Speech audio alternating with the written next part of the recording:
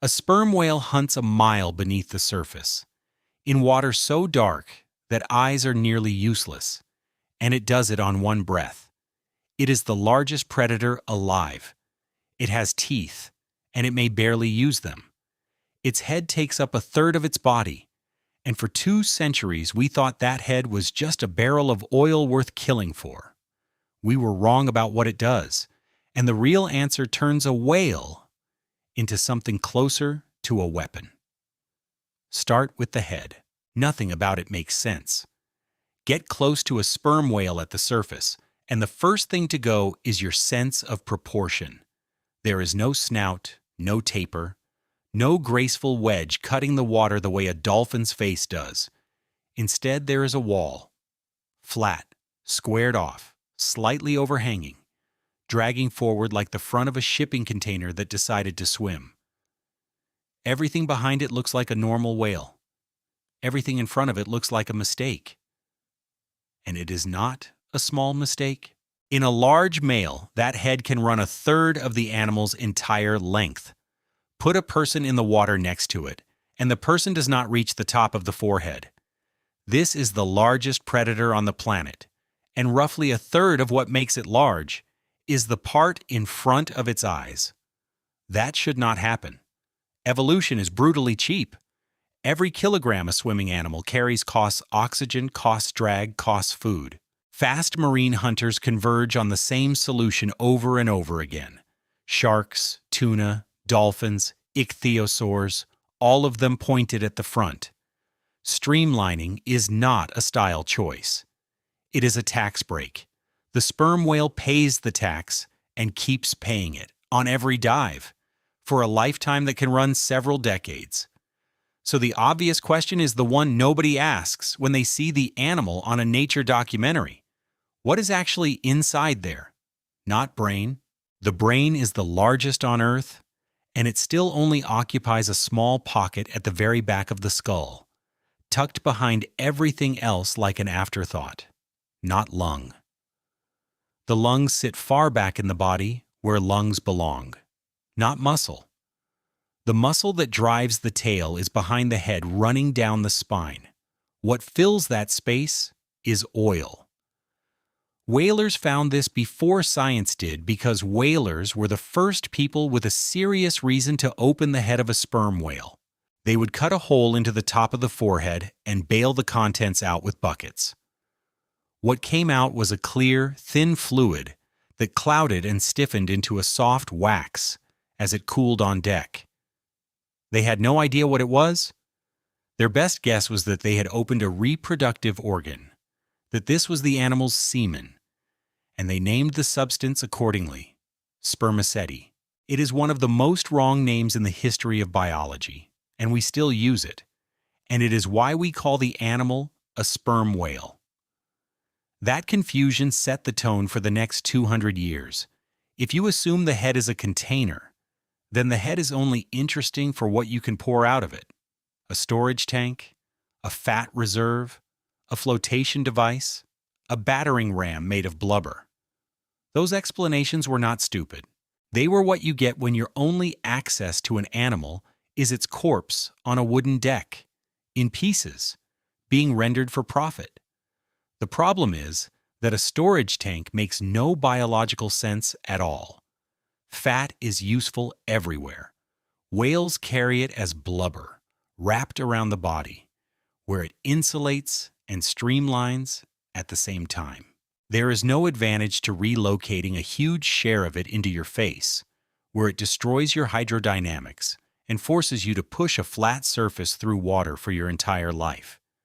If this were just energy storage, it would be the worst designed energy storage in the ocean. And once anatomists looked properly, the tank explanation collapsed because the head is not a bag. It is an assembly. There are 2 structures stacked on top of each other. The upper one is a long barrel of that clear oil, sitting almost the full length of the forehead. Below it is a second structure that whalers, who cared about value and not function, dismissively called the junk. And the junk is where it stops looking like storage and starts looking like hardware, because the junk is not a uniform mass. It is a series of lens-shaped bodies, separated by sheets of connective tissue, arranged in a neat forward-facing stack, lenses, in a row, pointing out through the front of the animal's face. That is not what fat looks like. That is what an optical system looks like. Except sound is doing the work instead of light. Then there is the detail that should genuinely unsettle you. Inside that head, a diving mammal is deliberately keeping air. There are air sacs in there, one near the front, one pressed flat against the front of the skull at the back. For an animal that goes deep, trapped air is a liability. Air compresses, air causes injury, air is the thing that makes depth dangerous for lungs. Keeping a pocket of it in your forehead sounds like the last thing you would want, unless you want a mirror. Sound crossing from tissue into air reflects almost perfectly. That air sac at the back of the head is not a leftover. It is a reflector, positioned exactly where a reflector would need to be. And then the asymmetry, which is the part that finally gives the whole thing away. A sperm whale's skull is lopsided. Its blowhole is not centered on top of the head, like every polite diagram of a whale you have ever seen. It sits off to the left, right at the front corner of the forehead, which is why the animal's spout blows forward and to the side at an angle you can identify from a distance. That is because only one of its two nasal passages is still doing the job noses do. The left passage handles breathing. The right passage has been taken apart and rebuilt into something else entirely. Narrowed, routed forward under the skin, and terminated at a pair of hardened, thickened lips buried in the front of the face. Those lips clap together when air is forced through them. That is the sound source. The animal's nose has been converted into a noise-making machine, and the enormous forehead is not sitting near the nose. The enormous forehead is the nose. Here is how the leading model says it works, and it is stranger than it needs to be. Air gets driven through those lips at the front of the head. The click is generated there, at the front, and then it travels backward, through the long, oil-filled barrel, all the way to that air sac at the base of the skull. It reflects. It comes forward again, down into the stack of lenses, gets focused, and finally leaves the animal through the flat face as a narrow, brutally directional beam. The sound goes the wrong way first. The entire head is a folded path, a way of fitting a long acoustic barrel into a body that still has to swim. That folding is why the head has to be so large, and why it has to be so blunt. The shape is not the cost of the organ. The shape is the organ. This is the point where honesty matters more than drama, because that model is the strongest one we have, not a closed case. There is a competing idea built on a real property of spermaceti. It is liquid when warm and waxy when cool, and cooling makes it denser. That raised the possibility that the whale could tune its own weight for descent and ascent. It is an elegant idea. Whether the physics actually works at the scale and speed required is disputed, and it has lost ground, but it has not vanished. There is a third idea, too, which is that the structure doubles as a ram, because males fight, because their heads carry scars, and because there are historical accounts of a sperm whale striking a wooden ship hard enough to sink it. None of these have to cancel each other out. Biology reuses hardware constantly. A structure can be a sensor, and a weapon, and a buoyancy problem all at once. But strip the argument down, and one thing survives it. Something in that head produces sound, and the architecture around it, the reflector, the barrel, the focusing stack, the rebuilt nose, exist to shape that sound and throw it forward, which makes the last part of this story almost unbearable in hindsight. That oil burned cleaner and brighter than anything else available in the 19th century, and it stayed slick in machinery too fine for other lubricants. We lit our cities and ran our precision instruments on it. Hundreds of thousands of these animals were killed, and the reason was the contents of a structure whose purpose we had entirely misread. The head was never a tank. It is an instrument. And you do not build an instrument that size unless you desperately need what it produces. So the real question is not what is in the head. It is what comes out of it. Drop a hydrophone off the side of a boat in deep water where sperm whales are working, and the first thing you notice is that the ocean is not quiet. It ticks. A slow, hard, metronomic knocking, coming up out of a mile of black water, spaced roughly a second apart. It sounds mechanical. It sounds like something being built down there. That is a sperm whale hunting, and the sound is the reason it can. Here is the problem that sound solves. Below a few hundred meters, sunlight is finished. Not dim, finished. There is nothing left to see by. And the eyes of a sperm whale, which sit far back on the sides of that enormous head, cannot even point forward. It could not see its own face if it wanted to. In a world with no light and no forward vision, an animal hunting fast, soft-bodied prey in open water has one option left. It has to make its own information. Water is very good for this, and that is the part most people never think about. Sound moves through seawater more than 4 times faster than it moves through air, and it keeps going. In air, a shout dies in a few hundred meters. In deep water, sound can travel for kilometers with the energy still intact. So the ocean flips the rules that land animals grow up with. Light, which is the most useful thing on the surface, becomes useless within minutes of descending. Sound, which we treat as background, becomes the only long-range sense that works. The sperm whale went all in on that trade. And when an animal commits that completely to one channel, it builds absurd hardware. The clicks it produces are, by the measurements we have, among the most powerful sounds any living thing makes. You will see them compared to jet engines and gunshots. And you should be careful with those comparisons, because underwater sound is measured against a different reference than sound in air.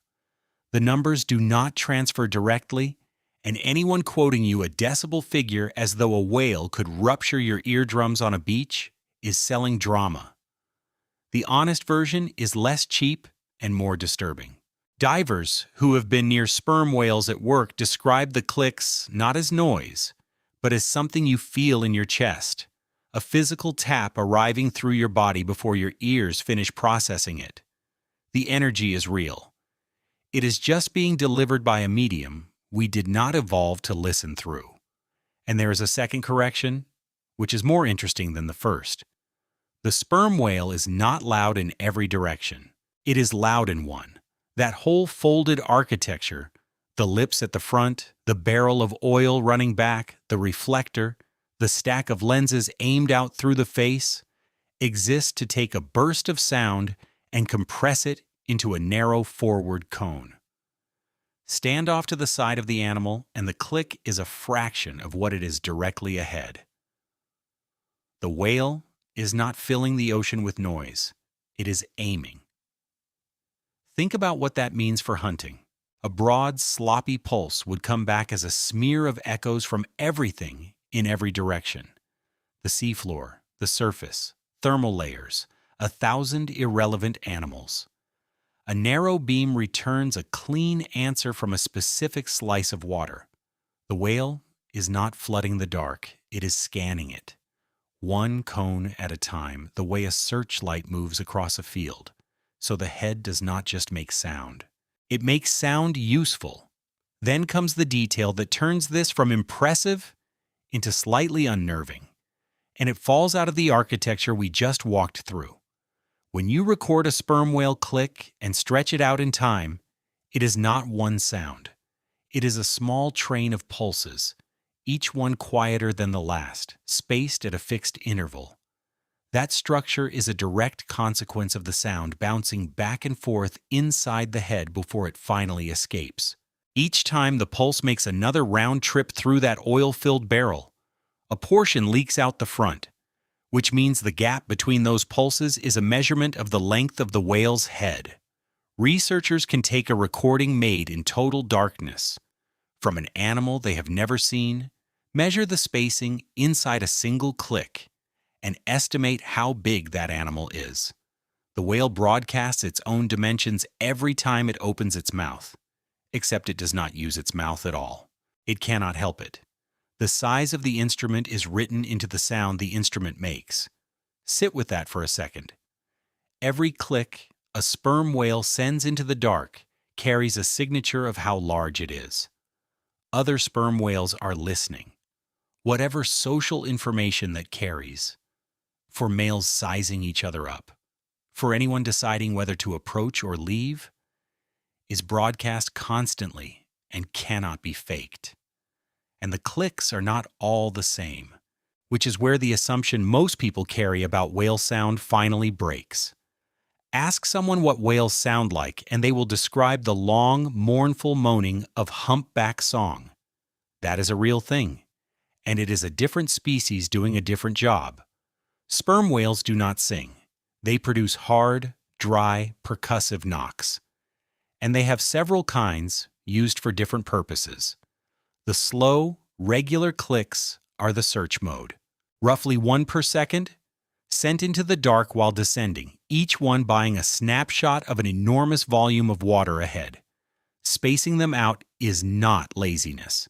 If the echo has to travel a kilometer and come back, you have to wait for it. The interval between clicks is the animal telling you how far away it expects the answer to be. Then there are codas. Short patterned bursts, 3 clicks, 5 clicks, rhythmic sequences exchanged between whales rather than aimed at prey. These are not hunting. They pass between animals near the surface, and different groups appear to favor different patterns. What those patterns actually encode is genuinely open. It is tempting to call it language, and irresponsible to insist on it. The safest thing we can say is that the rhythms are consistent. They differ between social groups, and they are exchanged in a way that looks like it matters to the whales. And large males produce something else again. Slow, enormously loud clangs, made in a different context, possibly aimed at females, possibly at other males. The function is not settled. The volume is not in doubt. One instrument. Several modes. Search, talk, and whatever the males are doing. Now put the whole thing back together and look at what you actually have. The sperm whale's forehead is not a fat store, not a flotation tank, not primarily a battering ram. It is a sound cannon with a built-in reflector and a lens stack, occupying 1/3 of the animal's length, wrecking its streamlining, costing it energy on every meter it swims, for its entire life. Evolution does not build something that expensive for a marginal benefit. That head is not an advantage. It is a requirement. Whatever it is, hunting cannot be caught any other way. But there is a catch buried in all of this, and it is the reason none of it is enough on its own. Sound is only useful if you are there to send it. The clicks have to be produced in the water where the prey actually lives, and that water is a kilometer or more below the surface. The whale cannot lower a microphone and stay home. It has to take the entire instrument down with it, and the instrument is attached to a mammal. A mammal with lungs. A mammal that has to hold air in a place where air is the single most dangerous substance you can carry. A mammal whose body is mostly water and soft tissue and gas-filled spaces, descending into pressure that would flatten a steel drum on one breath in the cold for the better part of an hour, and then coming back up through the exact pressure gradient that kills human divers who ascend too fast. The sonar is solved. The sonar is spectacular. And the sonar is completely worthless unless the animal carrying it can survive the trip. So the next problem is not about hunting at all. It is about whether a warm-blooded, air-breathing body can go where the food is and come back alive. And the way sperm whales do it is not the way you think. They do not fill up on air before they dive. They get rid of it. Everything you know about holding your breath comes from a body that panics. You fill your lungs, you go under, and within a minute your chest starts screaming. Not because you have run out of oxygen, but because carbon dioxide is building up and your brain treats that as an emergency. A trained human freediver can push past that for a few minutes. Then the body takes the decision back. A sperm whale does this for 45 minutes, sometimes longer. It does it repeatedly, all day, every day, for its entire life. And it does it while working, descending a kilometer, hunting, and swimming back up. And it starts the whole thing by breathing out. That is not a detail. That is the entire strategy. And it is the exact opposite of what a human would do. Watch a sperm whale prepare at the surface, and you see a long series of blows, sometimes dozens, each one a hard forward-angled spout from that off-center blowhole. It looks like loading up. It is not.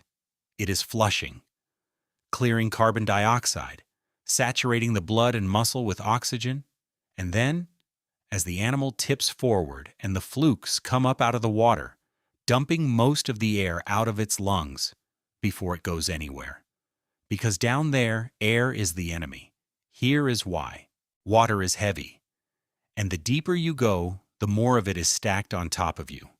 Every 10 meters adds roughly the weight of one more atmosphere. At 1,000 meters, the pressure is around 100 times what you are sitting in right now. Muscle, bone, blood. Those are basically water, and water does not compress.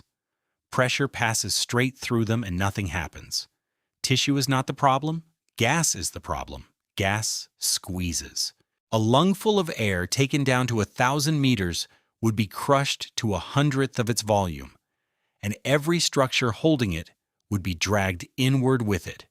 Worse, under that pressure, nitrogen from the air gets forced into the bloodstream and dissolves into the tissues, and it stays there quietly until the animal ascends and the pressure drops, at which point it comes back out of solution as bubbles.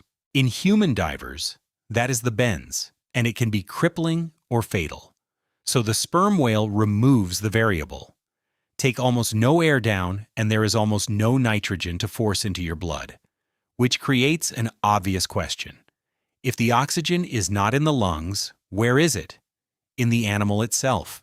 A sperm whale carries its oxygen the way you would carry water in a desert, not sloshing in an open container, but bound up chemically, distributed through the body in a form that cannot leak or compress, cut into the muscle of a deep-diving whale, and it does not look like the pink meat you are used to.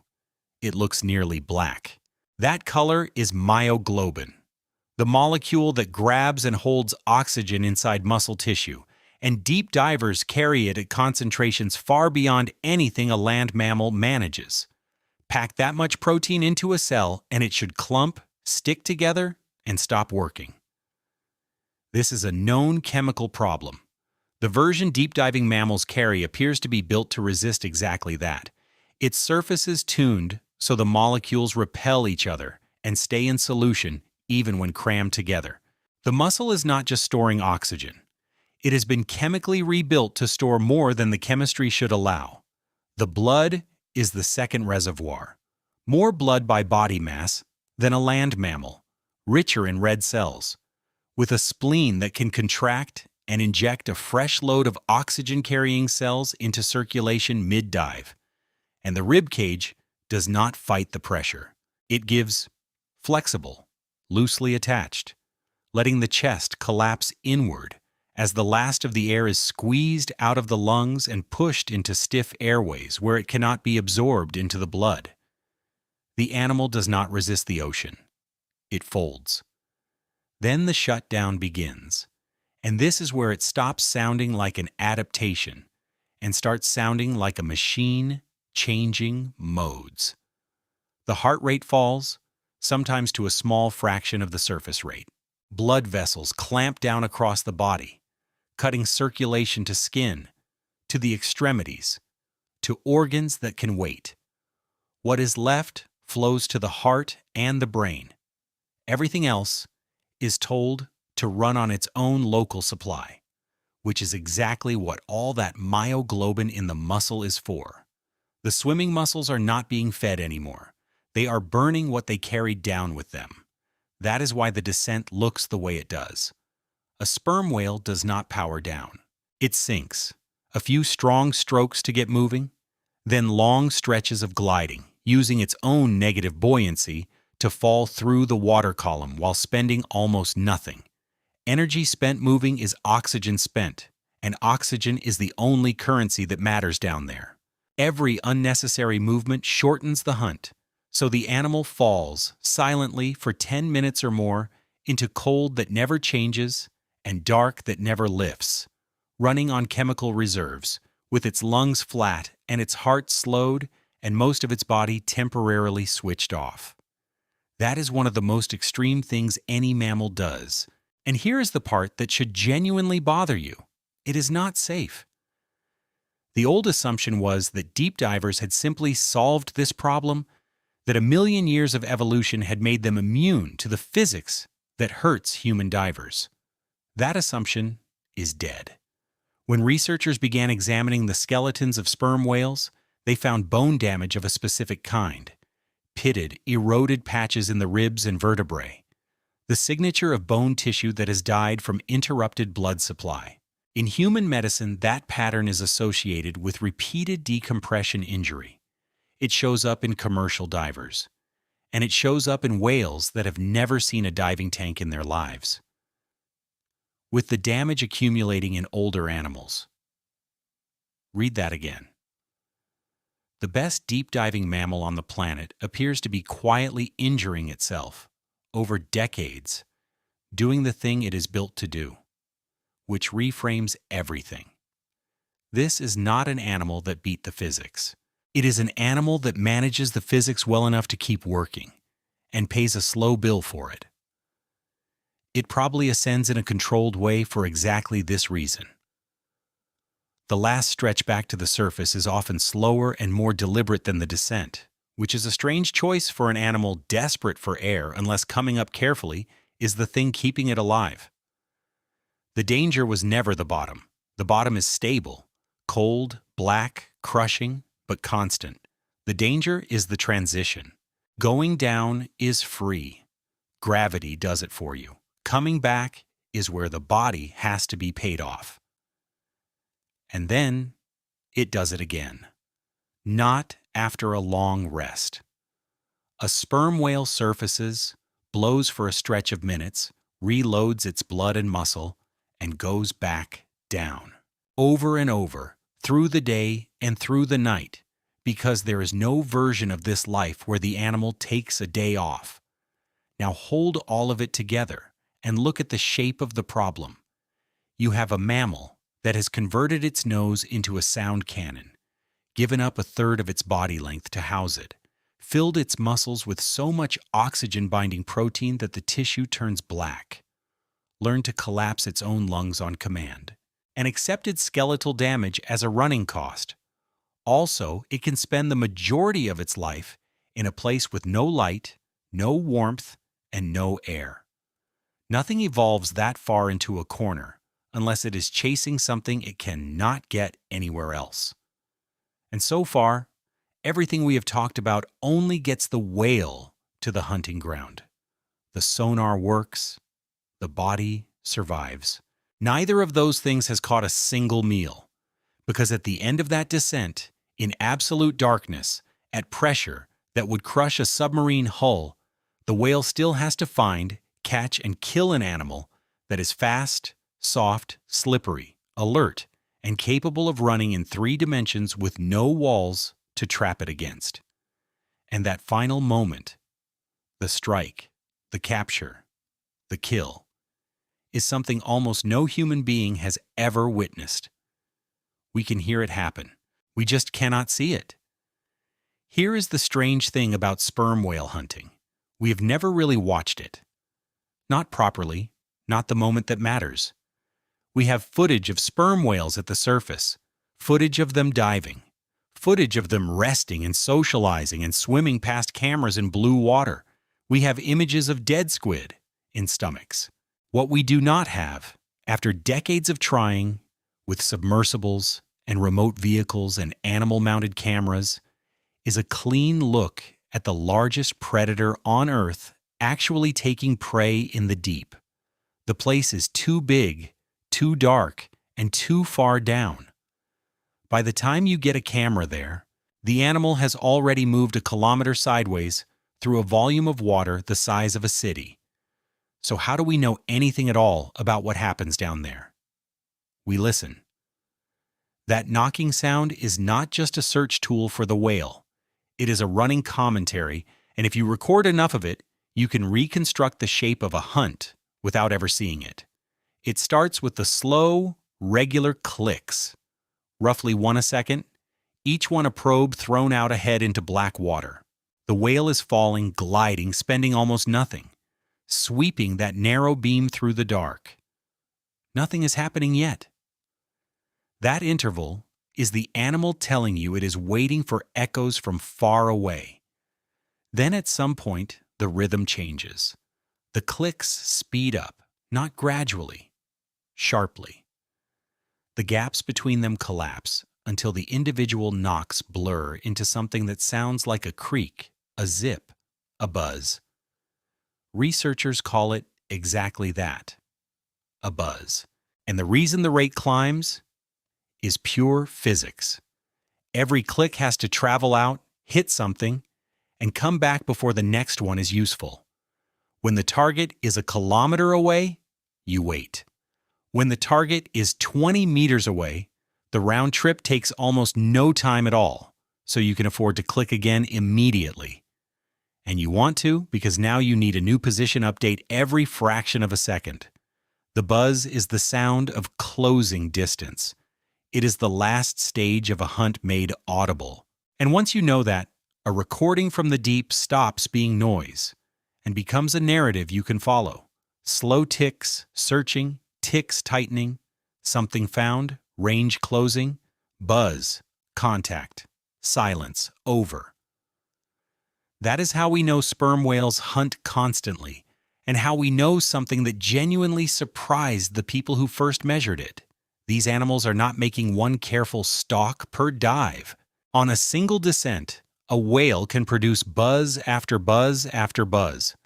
A whole sequence of separate capture attempts, one after another, deep in the dark, which quietly destroys the image most people carry. The popular version of a sperm whale hunt is a duel. One whale, one monstrous squid, a wrestling match in the black. That happens, and we will get to the evidence for it, but it is not the job. The job is closer to grazing than to dueling. A long working dive spent picking off one animal after another, dozens of them, methodically, in the dark, then coming up, breathing, and going back down to do it again. And that reframes the sonar completely. The head is not built to find one legendary opponent. It is built for throughput.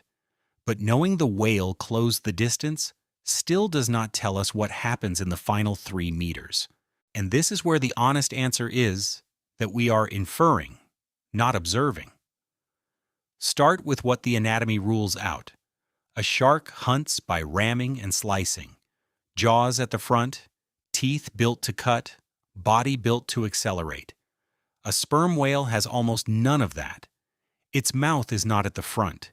It is underneath, set well back beneath that overhanging forehead. Its lower jaw is a narrow rod, thin compared to the bulk around it. And it cannot see forward at all because its eyes are set on the sides of a head that blocks the entire forward view. So picture the geometry. At the end of the chase, the whale is aiming a beam of sound out of a face that has no eyes pointing that way, at prey it has never seen, with a mouth positioned somewhere below and behind the point of contact.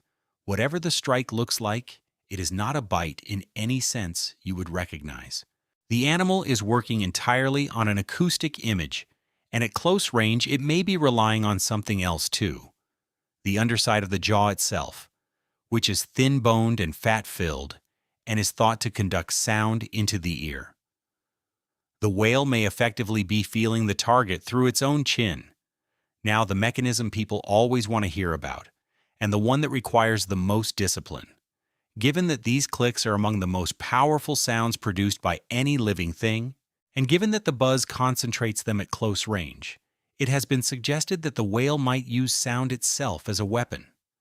Stunning, disorienting, or debilitating prey with a burst of acoustic energy at point-blank distance. It is a fantastic idea. It would explain how something so large and so blunt-headed catches something so fast. It has been floating around for decades, and it has never been demonstrated. Squid do not have the gas-filled organs that make fish so vulnerable to pressure waves, which weakens the mechanism. Attempts to observe stunning in the wild have not delivered. The idea survives because it is plausible, and because the alternative, that a 15-meter animal simply outmaneuvers a squid in open water, feels unsatisfying. But feeling unsatisfying is not evidence. The honest position is that the stunning hypothesis remains unproven and contested, and anyone telling you sperm whales blast their prey unconscious is selling you a story we cannot yet back up. What is much better supported is far less dramatic, and I think, stranger. Suction. Sperm whales appear to feed largely by opening the mouth and pulling the target in, dropping that narrow lower jaw, expanding the throat, and generating an inward rush of water that carries the prey with it. In a medium as dense as seawater, this works well, and it explains the shape of the mouth better than biting does. A narrow jaw creates less resistance when it swings open. A mouth positioned under the head can be brought beneath the target and opened upward. The whale does not need to catch anything in the way a hand catches. It needs to get close enough and then inhale. This is also where a small, telling piece of evidence enters. Whalers and researchers examining sperm whale stomachs have repeatedly found squid that are intact, or close to it. Not sliced, not chewed, not torn into pieces, swallowed whole. That is very hard to square with an animal killing by biting, and very easy to square with an animal that vacuums. So the reconstruction we can defend looks like this. The whale falls into the dark, scanning ahead with slow pulses.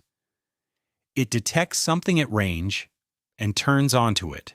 The clicks tighten as the gap closes, the beam narrowing on a target that has no idea it is being measured. In the last seconds, the sound becomes a continuous buzz, a stream of position updates arriving faster than the prey can react. The jaw drops, water rushes in, the animal is gone. Then the clicks resume, and the whale goes looking for the next one. That is not a monster story.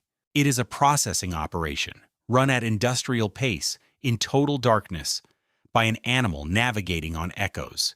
And it leaves one question standing over everything. Look again at what this costs. A body that has surrendered its streamlining to house an acoustic array, muscle chemically rebuilt to hold oxygen, lungs that collapse on command, a skeleton that accumulates damage from the diving itself, an entire life organized around descending a kilometer, over and over, and hunting blind. Nothing pays that much for a marginal meal. The prey at the bottom of that dive has to be worth it, abundant enough to justify the trip, and available nowhere else. So what is down there? The answer is an animal that is soft, fast, alert, armed, and almost as poorly understood as the whale hunting it. We know it is there mostly because of what it leaves behind. Indigestible fragments piling up inside the whales, and marks scored into their skin by something that fought back. Run your hand along the head of an old sperm whale, around the front, near the jaws, across the pale skin behind the mouth, and you find rings.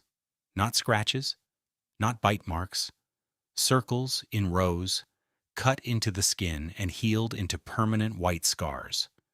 Some are the diameter of a coin. Some are considerably larger. They wrap around the head in curving lines, And if you follow the shape of them, you are looking at the imprint of an arm that was pressed hard against the animal's face and dragged. Squid suckers are not simple suction cups. Many species ring them with a hardened, toothed collar, a circle of chitin, sometimes with hooks, so the arm does not just stick, it bites down. Those rings are what left the marks. They are a record of contact, written on the whale, in the only place we can read it, the surface, where the animal eventually comes back up to breathe. For centuries, this was the stuff of sailor stories, and the stories were not treated kindly. Enormous squid, arms wrapping a whale, a battle in the deep. Every generation of naturalists heard it and filed it with sea serpents. Then people started cutting open sperm whales in industrial numbers, and the stomachs settled the question. Squid flesh digests. Squid beaks do not. A cephalopod's mouth is a hard, black, parrot-like beak made of chitin, and when a whale swallows a squid whole, the beak is the one piece that survives the process. It accumulates. Open a sperm whale's stomach, and you find them, thousands of them, in a single animal, a shifting mass of black hooks and points, sorted by nothing, piled up as a record of everything that whale has eaten recently. That pile is the single best window we have into the deep ocean's squid population, not because anyone planned it, but because these whales are doing systematic sampling of a habitat we can barely reach. Species have been described from beaks recovered inside whales before anyone caught the living animal. The predator became the survey. And when researchers went through those beaks and measured them, the mythology took its first hit. Most of them are small. The overwhelming majority of what a sperm whale eats is not a legendary monster. It is medium-sized squid, animals you could hold, weighing a few kilograms, sometimes considerably less, hundreds of them a day. The buzzes we hear stacked up through a single dive line up exactly with this. A whale working through target after target, none of them individually impressive, the value coming from volume. So the first correction is unglamorous. The largest predator on Earth makes its living on snacks. But the beaks did something else. And this is where it gets interesting. Among all those small ones, occasionally there is a beak that is enormous. Not slightly larger. Categorically different. Big enough that the animal it came from would have been a serious proposition for anything alive. Those are the giants. The giant squid, and the one that actually deserves more of your attention, the colossal squid, which lives in cold southern water and is built more heavily than its famous cousin. Shorter arms, thicker body, and swiveling hooks on its arms in place of simple toothed rings, where a giant squid's suckers score circles into whale skin, hooks like that gouge. They are rare in the diet. They are not absent from it. So both halves of the story turn out to be true, and each one corrects the other. The sailors were not lying about the size of what lives down there. They were wrong about how often it matters. The scientists who dismissed the tales were right that this is not a daily event, and wrong to throw out the animal along with the exaggeration. Now the part everyone wants. What actually happens when a sperm whale meets something that large? We do not know. Nobody has seen it, and the reconstruction has to be built from the same indirect evidence as everything else in this story, which is exactly why the popular image has drifted so far from anything defensible. That duel again. Two titans, evenly matched, thrashing in the dark. The framing has one obvious problem, and it is the mass difference. A large sperm whale can weigh in the region of 40 tons. Even the heaviest cephalopod ever documented is a fraction of a ton. This is not a heavyweight bout. It is closer to an adult wrestling a large dog that happens to be armed. The squid is not defenseless. Its arms can reach, grip, and cut. It can spend a burst of speed. Its hooks and rings can damage skin and clearly do. But it has no armor, no bones, no teeth capable of ending anything. And, Crucially, nowhere to hide in open water against an animal that finds it by sound, which is why the scars deserve one more look, because they are almost always read backwards. Those rings on a whale's head are not evidence that the squid won. They are evidence that the squid lost while making contact. The beaks are in the whale's stomach. The whale is alive, swimming, being photographed, carrying the marks. Every single one of those scars is on a survivor. The record is entirely one-sided. We have thousands of whale stomachs full of squid beaks, and no meaningful evidence of squid killing sperm whales. There is one more twist in the scarring, and it is a good example of how easily a dramatic explanation eats a boring one. Many of the ring scars found on sperm whales are small, smaller than a giant squid's suckers, matching the ordinary prey they eat every day. The heavily scarred animals are often large males, and males also carry scars from each other, from teeth, around the head and jaws. Not every white mark on a sperm whale is a story about a monster. Some of them are stories about other sperm whales, but hold on to the small scars because they raise something worth noticing.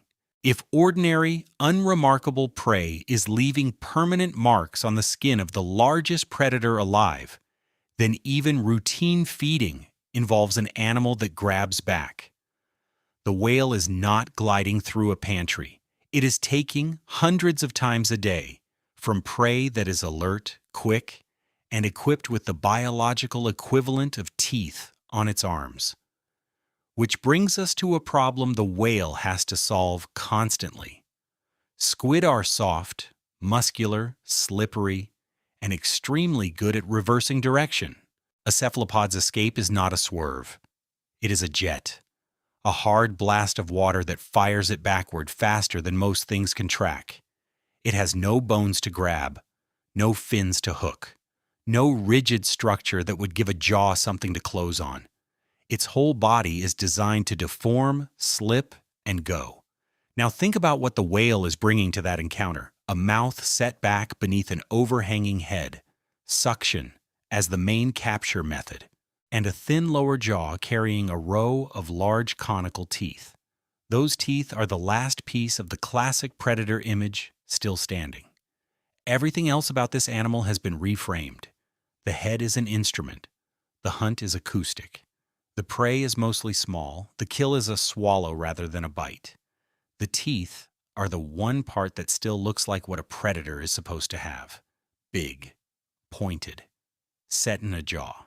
Exactly what you would expect from something that catches slippery animals in the dark, except the teeth do not erupt until the whale is well into adulthood, except there is no functional row in the upper jaw for them to meet, except whales have been found with jaws so badly broken, twisted, or missing that using them was impossible, and those animals were not starving. The most predatory-looking feature on the largest predator on Earth may not be for hunting at all. There is a photograph that circulates whenever people write about sperm whales, and it is worth picturing before anything else. A sperm whale washed ashore, jaw hanging open, and the lower jaw is bent, not slightly, folded sideways and back on itself, healed that way, locked into a position where the mouth cannot close properly and the teeth point at nothing. Cases like this have turned up more than once in the stranding record. Jaws broken, twisted, atrophied. In some cases, most of the jaw simply gone. And the animals were fed, not emaciated, not skeletal. Adult sperm whales, carrying normal body condition, with a feeding apparatus that by any reasonable reading should have killed them. That is the observation that broke the last piece of the monster image. And it has been sitting in the literature quietly for a long time, because it is inconvenient. If your model of a predator is jaws and teeth, an animal with a ruined jaw is an animal that starves. These did not. So start over. What is that jaw actually doing? Look at the skull. The sperm whale's lower jaw is a long, narrow rod of bone. strikingly thin next to the enormous block of the skull above it. There is no heavy hinge, no broad, crushing surface, no deep muscle attachment of the kind you see in animals that bite hard. Set beside the head, it is almost delicate, and it hangs beneath a forehead that overhangs it completely. Now look at the upper jaw. Down the length of it, there are sockets, small pits where teeth would sit. In most sperm whales, nothing useful comes up out of them. The upper teeth are either absent or tiny or buried, or so irregular that they never oppose the lower row in any organized way, which means this animal, the largest toothed predator on the planet, mostly has teeth on one side of its mouth. Nothing to shear against, no cutting action. A row of large cones closing against gum. Then the timing, which is the detail that quietly settles the argument. Those teeth do not break through the gum until the whale is well into adulthood. Not a year or two. Not adolescence. Well after the animal has been feeding itself independently for a very long time. So a young sperm whale learns to hunt in the deep, catch squid, and sustain a body growing toward tons of mass, with no visible teeth at all. The equipment everyone assumes is essential arrives after the animal has already proven it does not need it. That is not a small correction. That is the whole feeding model collapsing, and it fits everything else we have looked at. Suction feeding does not need teeth. If the mechanism is drop the jaw, expand the throat, and pull the target in with a rush of water, then a narrow, light jaw is actually the better design. Less resistance, faster to open, less mass to accelerate. Swallowing prey whole, which the stomach contents show over and over, needs a throat, not a cutting edge. The thin lower jaw is not a weak version of a shark's jaw. It is a different tool for a different job, and it has been optimized in the opposite direction, not for force, but for speed and low drag. The teeth are along for the ride, so why have them at all? Evolution does not usually maintain expensive structures for nothing, and these are expensive. Large, heavy, deeply rooted cones, produced and maintained across a life that can run decades. Here, the best answer available points away from prey entirely, and toward other sperm whales. Male sperm whales are enormous compared to females. Substantially longer and far heavier, one of the more extreme size differences among mammals. Males leave the family groups they were born into, spend their lives in colder, more distant water, and return to breeding areas as very large solitary animals competing for access to females. Competition like that is not decorative. It involves contact. And the physical record backs it up. Large males carry scarring concentrated around the head and jaws, parallel, raking marks, consistent with tooth contact from another whale. The heads of big males are frequently marked. Two animals of that size striking each other head-on is not a metaphor. The forehead structure we took apart at the start is dense, oil-filled, reinforced at the back by the skull. And there are historical accounts of sperm whales striking wooden ships hard enough to sink them, which reframes the head one more time. It may be a sonar array and a ram. Those are not competing explanations. It is the same structure being used in two contexts by an animal that needs both. The teeth on this reading are not cutlery. They are what males use on each other. That has to be labeled honestly. It is inference, built from anatomy, from scarring patterns, from the timing of tooth eruption lining up with sexual maturity rather than with independent feeding, and from the fact that whales missing their jaws still eat. It has not been observed directly because almost nothing about sperm whale behavior in that context has been observed directly. Some role in prey handling, gripping something large that struggles, keeping a hold on it, is not ruled out and is still argued for. What is no longer defensible is the assumption that the teeth are how this animal feeds. And then those teeth do one more thing, which nobody designed and which turns out to matter enormously. Cut a sperm whale's tooth in half lengthwise and polish the surface. And it is layered. Bands laid down through the animal's life, one set after another, like rings in a tree. They are not perfect, and reading them involves genuine uncertainty about deposition rates, but they carry a rough record of age. Beyond that, the chemistry locked into each layer reflects what the animal was eating and where it was living when that layer formed. Every large sperm whale is walking around with a written record of its own life in its jaw, not a metaphor, a physical archive laid down chronologically, readable after death. That is how we know these are long-lived animals, decades long, with females staying in the same social groups across most of their lives. That is how much of what we understand about their movements and diets was reconstructed, from teeth pulled out of animals killed by the whaling industry. The single most misunderstood feature on the animal became the most informative one. So take stock of where the classic predator has gone. The head is not a fat tank. It is an acoustic instrument. The eyes cannot see forward and barely matter. The hunt is conducted on echoes. The prey is mostly modest in size. The kill is a swallow, not a bite. And the teeth, the last thing left that looks like a weapon, appear late, oppose almost nothing, are not required for eating, and are most likely used against other members of the same species. Every single feature that makes a sperm whale look like a monster has turned out to be doing a different job. What is left is stranger. This is not an animal built around violence.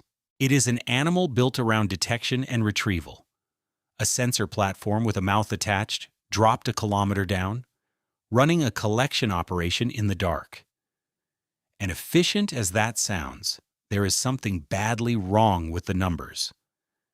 If this system works as well as it seems to, if the sonar is that good, and the capture that clean, then the whale should be able to feed quickly and spend the rest of its time doing whatever whales want to do. That is not what happens. These animals hunt for the overwhelming majority of their lives. Most of the day, most of the night, every day, surfacing only long enough to reload and going straight back down. Something is forcing that schedule. And it is not the difficulty of catching prey. It is the size of the animal doing the catching. Count the hours. A sperm whale spends something on the order of 3/4 of its life underwater, hunting. Down for perhaps 45 minutes. Up for 8 or 9, blowing hard. Down again. Around the clock, through the night, through the day, with almost nothing that looks like leisure in between. If you tracked one for a week, you would be looking at a schedule that resembles industrial shift work more than it resembles the life of a top predator. That is not what dominance is supposed to look like. The image we carry of apex predators is a lion in the shade. Kill something large, eat, and then do nothing for 2 days. Power ought to buy free time. It usually does. A big kill is a large block of calories arriving at once, and the animal that can take it gets to rest. The sperm whale does not get that deal, and the reason is the thing everyone treats as its greatest advantage, its size. Here is where the numbers actually mean something. A large sperm whale is in the region of 40 tons. That mass is not free. It has to be kept warm in water that sits near freezing at depth. And water strips heat out of a body roughly 20 times faster than air does. It has to be moved constantly through a medium 800 times denser than the one you are sitting in. It has to be maintained, tissue repaired, blood replenished, that huge nervous system fed continuously whether the animal is hunting or not. Estimates vary, and the honest range is wide, but a sperm whale needs something in the ballpark of a few percent of its own body weight in food per day. On a 40-ton animal, that is a large number. And now think about what it is eating. Squid, mostly small, individually worth very little. Watery bodies, low in fat compared to fish. So the arithmetic falls out. To make quota, The whale has to catch hundreds of them every day, which is exactly what the acoustic record shows. Buzz after buzz, stacked through a single dive, capture attempts running one into the next, a working animal that barely stops. This is the reversal that runs underneath the entire species. The size does not free the sperm whale from work. The size is what created the work. Every meter of length, every ton of mass, is another obligation on the daily ledger. And the animal spends its life paying it off in squid. And this is where everything we have looked at starts locking together, because that quota has to be filled inside a physiological budget that is brutally fixed. The whale has 45 minutes on one breath, not 45 minutes of surface time, 45 minutes total, and a large fraction of that is spent commuting. 10 minutes down, 10 minutes back. The productive hunting window in the middle is what is left, and everything in that window has to be paid for out of oxygen, the animal carried down in its blood and blackened muscle. There is no resupply. There is no second wind, so every choice becomes an accounting decision. Watch a descending sperm whale and you can see the budget being managed. A few strokes to break the surface tension and get moving, then the flukes stop and the animal glides. It has arranged its own body to be slightly negatively buoyant, which means the ocean does the descent for it. Falling costs almost nothing. 10 minutes of free travel gained by letting gravity work. Then in the hunting phase, movement stays economical. No sprinting, no long chases. The sonar does the searching, because sound is cheap and swimming is not. A click costs a puff of air pushed through a set of lips, while a burst of speed costs oxygen the animal cannot replace for half an hour. This is why the acoustic beam had to be so powerful and so narrow. It is not showing off. It is a way of surveying an enormous volume of water without moving through it. The whale replaces travel with information. That is the trade at the center of its entire design.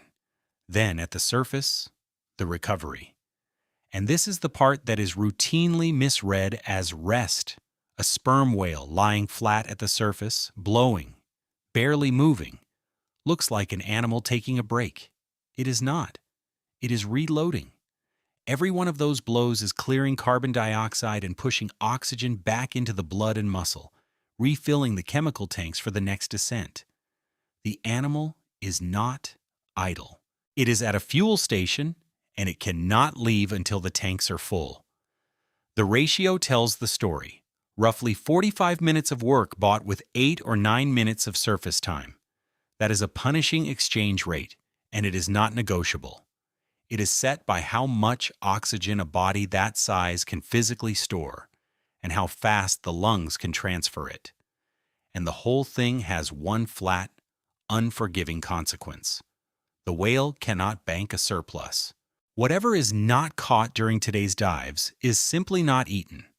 There is no cache, no larder, no fat storage strategy that carries a sperm whale through a bad month the way a bear's fat carries it through winter. Prey is dispersed, unpredictable, and constantly moving. The animal is committed to finding it again tomorrow, and the day after, for 50 or 60 years. Now put that against the popular idea of what a top predator is. An apex predator is usually described in terms of what nothing else can do to it. The sperm whale's position is better described in terms of what it must do to itself. It sits at the top of that food chain not because it dominates anything, but because it is the only animal that can reach a food supply that is scattered across an almost unimaginable volume of dark water. And it holds that position by never stopping. Apex status here is not a throne. It is a shift that never ends. There is one more consequence, and it is going to matter later. An animal running that close to its energetic limit has no slack. A lion that has a bad week loses weight and hunts again. A sperm whale that loses hunting time. Because prey moves, because something interrupts the dive cycle, because it cannot locate targets, has no reserve to fall back on, and no way to make up the shortfall with a single large meal. Efficiency at this scale is not a luxury. It is the entire margin of survival, which sets up a problem the animal has to solve on every single dive. Think about what the whale is actually doing down there. It is falling into a three-dimensional space with no landmarks, no light, no fixed reference. A volume of water kilometers deep and kilometers wide, containing prey that is small, mobile, patchy, and invisible. It has one sense that works. It has a fixed oxygen supply. It has to decide, in real time and in total darkness, where to aim, when to commit, when a target is worth the energy of a turn, and when to abandon a search and try somewhere else.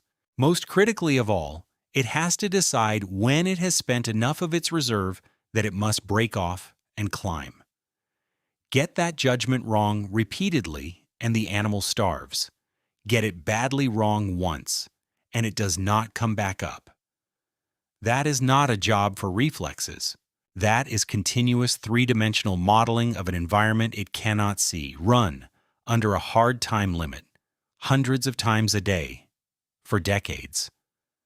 Something has to be doing that computation, and whatever it is has to be built to take a stream of echoes, thousands of returns arriving from every direction, most of them meaningless, from a world with no visual reference whatsoever, and turn them into a picture accurate enough to intercept a moving animal on the first attempt. The sperm whale has the largest brain that has ever existed on this planet, and nobody can fully explain what it is for. Take a human brain out of a skull, and it will sit in your two hands. A little over a kilogram. That organ is responsible for language, mathematics, memory, every piece of technology ever built, and this sentence. Now put a sperm whale's brain beside it, 5 times heavier, sometimes closer to 6. The largest brain that has ever existed on Earth, in any animal, at any point in the history of life. Larger than anything the dinosaurs carried, larger than any other whale, larger than the elephant that comes closest on land. It is a mass of tissue you would struggle to lift comfortably, taken out of a pocket at the back of a skull that is otherwise given over to sound. And here is the uncomfortable part. We do not know what most of it is doing. That statement sounds like a dodge. It is not. It is the actual state of the science, and the reasons for it are worth understanding, because this is where the story stops being about anatomy and starts being about the limits of what we can know about another mind. Start by killing the obvious conclusion, because it is wrong and it is everywhere. Biggest brain does not mean smartest animal. Brain size scales with body size across the animal kingdom for boring structural reasons. A bigger body has more muscle to control, more skin to monitor, more tissue to regulate. A 40-ton animal needs more neural hardware than a 40-kilogram one, just to run the basic machinery. Measure the sperm whale's brain against its body, and the ratio is not exceptional. It is lower than a human's. It is lower than a dolphin's. By that metric alone, there is nothing remarkable here at all. But ratios are a crude instrument too, and they hide something. Absolute size still buys you capacity.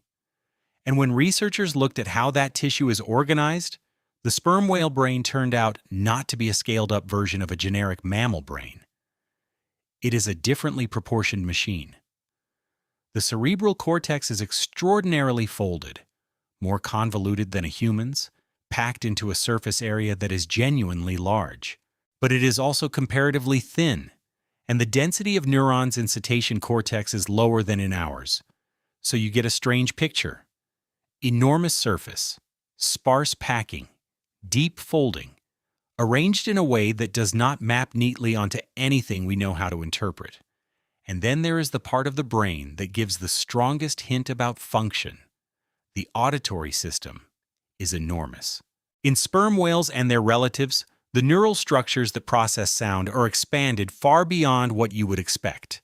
Some of them dramatically larger relative to the rest of the brain than the equivalent structures in a human. The pathways carrying acoustic information are thickened. The regions handling timing and frequency are inflated. That is not decoration. That is a hardware profile, and it tells you what the machine was built to process. Think about what the animal is actually asking of it. Every click sent into the dark comes back not as one echo, but as a wash of returns. From the seafloor, from thermal layers, from the surface far above, from every animal and particle and density boundary in the beam's path, arriving over milliseconds, overlapping. Most of it noise. Buried somewhere in that mess is a small, soft-bodied animal moving at a range, and bearing the whale has to extract precisely enough to intercept it on the first attempt, while falling through the dark, on a fixed oxygen budget, hundreds of times a day. Sorting that in real time is a hard computational problem. We build machines to do a simplified version of it, and they fill rooms. So the leading explanation for a brain like this is not that the sperm whale is doing philosophy down there. It is that constructing a usable three-dimensional model of the ocean, out of nothing but returning echoes, is genuinely expensive. And the animal has committed to doing it constantly, in a place where getting it wrong means starving or drowning. Which raises the question that makes this genuinely strange, rather than merely impressive. What does that model feel like from the inside? We cannot answer it, but we can say something about what the information carries, and it is not what you would guess. Sound does not stop at surfaces the way light does. It penetrates. A pulse that hits a body passes partly through it, reflecting off internal boundaries, different tissues, different densities, air spaces, hard structures. What comes back is not an outline. It is layered. So a sperm whale scanning another animal is receiving information about its interior, not vision with sound, something closer to a sonogram, texture, depth, internal structure, whatever it perceives when it aims that beam at a squid or at a diver or at another whale, includes what is inside them. There is a version of that thought that is easy to overtell, and it is worth being careful. We do not know how any of that is experienced, or how much detail is resolved, or whether the whale attends to internal structure at all. What we know is the physics of what returns and the size of the apparatus receiving it. The rest is inference about a sense no human has ever had. Now the second explanation, which does not compete with the first so much as sit alongside it. Brains are not only built by physics, they are built by other members of the species. Across mammals, the animals with the largest and most elaborate brains tend to be the ones living in complicated social groups, where survival depends on tracking who is reliable, who did what, and what the group is likely to do next. That is a heavy computational load of a completely different kind, and it does not go away when the animal surfaces. Sperm whale brains carry structures that, in humans, are associated with social and emotional processing, including cell types once thought to be limited to great apes, turning up in whale brains as well. That does not license the conclusion that whales feel what we feel. It does mean the hardware associated with complex social life is present. In an animal we have mostly studied by killing it. So there are two credible drivers, and they are not exclusive. The sensory problem of building a world out of echoes, and the social problem of living among other minds. Both would demand exactly the kind of expanded, deeply folded, acoustically dominated brain we find. What we cannot do is close the case. There is no way to run a sperm whale through cognitive testing. We cannot bring one into a lab, cannot follow it through the hunting phase of a dive, cannot ask it anything. Almost everything we know about that brain comes from tissue taken out of dead animals, most of them killed by an industry that had no interest in the question. We are trying to reverse engineer the most massive nervous system that has ever evolved from anatomy and from behavior we glimpse in the fraction of its life spent near the surface. The honest position is that the sperm whale brain is the single largest unexplained object in biology, and it is unexplained partly because of what we did to the animals that carried it. But that second explanation, the social one, points somewhere we can actually observe. Because if this brain is partly built for other whales, then the life of a sperm whale is not what the hunting story suggests. Everything so far has described a solitary machine. One animal, falling into the dark, running its own sonar, filling its own quota, hunting alone. That describes the males. It does not describe most of the species, because there is a second sperm whale life running in parallel. A group of animals that stay together for decades, that recognize each other individually, that appear to talk in rhythm, and whose entire structure exists to solve a problem the hunting animal cannot solve alone. Two sperm whales meet in open water and touch, not a collision, not a fight. They come alongside each other, roll and press, flank against flank, jaw to jaw, sometimes rubbing slowly for minutes at a time, mouths open, bodies in contact.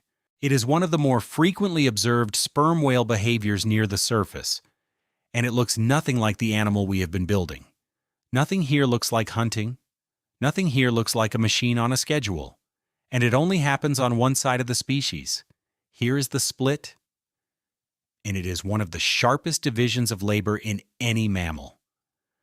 Female sperm whales spend their entire lives in the warm and temperate belt of the ocean, in groups, not loose aggregations, stable units, typically around 10 animals, built around related females and their young, that persist for decades. A female born into one of these groups may stay in it for her whole life. Individual whales have been identified by the shape of their flukes and photographed repeatedly across many years, in the same company. These are not herds. They are families with continuity longer than most human friendships. Males do the opposite. A young male grows up in one of those groups and then, somewhere in adolescence, he leaves. He does not come back to stay. He moves toward colder water, drifting into loose bachelor associations that gradually dissolve. And by the time he is fully grown, he is largely alone, hunting at high latitudes, sometimes near the ice. He returns to the tropics only to breed, roving between groups, staying briefly, and leaving again. So the species runs two completely different lives. One is social, tropical, continuous, and shared. The other is solitary, cold, wandering, and enormous, because the males are far larger, longer, and several times heavier than the females, one of the most extreme size gaps among mammals. They barely live in the same world. They just occasionally meet in it. And the female side is where the strange part is, because those groups are doing something with sound that has nothing to do with hunting. Between dives, in the surface hours, sperm whales exchange codas, short patterned bursts of clicks, 3 or 5 or 7 of them, delivered in a specific rhythm. Not the slow searching ticks, not the buzz. These are compact packets, traded back and forth between animals, often overlapping, sometimes with one whale matching the pattern another has just produced. The rhythms are consistent. A particular pattern gets used repeatedly, by particular whales, across long stretches of time. Then it goes further. Groups that share the same waters, that could easily meet and mix, use different coda repertoires, and they associate with the groups that share their patterns, while largely ignoring the ones that do not. Whales sorting themselves not by geography or genetics, but by which rhythms they use. Researchers describe those larger sound-sharing populations as clans, and calves appear to acquire the repertoire of the animals around them rather than simply inheriting it. That word, learned, is where this stops being straightforward and starts being argued about. The reason it matters is that a pattern learned from others, shared within a group, distinguishing that group from its neighbors, and passed down through generations, meets the working definition of culture that biologists use for anything else. That is the claim that has been made for sperm whales, and it is taken seriously. It is also not settled, and the objections are legitimate. Distinguishing learned patterns from genetic tendencies in animals you cannot experiment on is hard. Group differences can arise for reasons that have nothing to do with transmission, and nobody has demonstrated what a coda actually means. Whether it carries information the way a word does, or whether it functions more like a signature, marking identity and membership without saying anything. That last possibility is not a downgrade, and it is worth pausing on. Remember what every sperm whale click carries, whether it wants to or not: the internal echo structure that encodes the length of the animal's own head, size, broadcast automatically. Now add a learned rhythm on top of that, a pattern marking which group you belong to. Between the two, a whale calling in the dark is transmitting roughly how big it is and which family it comes from before it has communicated anything else at all. In a place with no light, no faces, and no way to see who is nearby, identity has to travel by sound or it does not travel, which brings us to what all of this is actually for. The temptation is to explain sperm whale society the way we explain wolf packs: cooperative hunting, a group bringing down what an individual cannot. That explanation does not work here. Sperm whales do not hunt cooperatively in any meaningful sense. They dive separately, spread out, and each animal runs its own sonar and fills its own stomach. They may stay loosely coordinated during a dive, but the hunting is individual. There is no shared kill. Nothing about catching small squid in the deep requires a family. So the society is not built around getting food. It is built around what happens while the food is being got. And that means the answer is at the surface, not the bottom. One more behavior belongs on the table before we get there, because it points the same direction. There is a startling class of observation here: sperm whales carrying calves that were not their own, and groups that include adults who cannot possibly be the parents of the young they are attending. There are even documented cases of these groups accepting an outsider, including, in one well-known instance, a deformed whale of an entirely different species that lived alongside a sperm whale group. You do not have to read affection into any of that. What you have to read into it is a structure where the young are not the exclusive responsibility of the mother. The group is doing something with the calves collectively, and that finally exposes the flaw in the whole sperm whale design. Everything about this animal is built around the deep: the acoustic head, the collapsing lungs, the blackened muscle, the enormous brain modeling a world of echoes. All of it is aimed at a food supply a kilometer down. The mother has to go there, not occasionally, constantly for most of the day, because that quota does not fill itself. A newborn sperm whale cannot follow her, not for a fraction of the distance.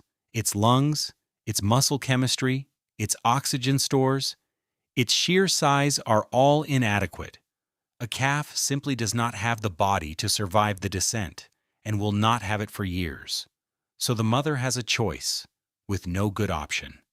She can stay near her calf in the sunlit water and slowly starve, or she can go down to feed and leave an infant alone at the surface, in open ocean, unable to defend itself, visible from below against the light.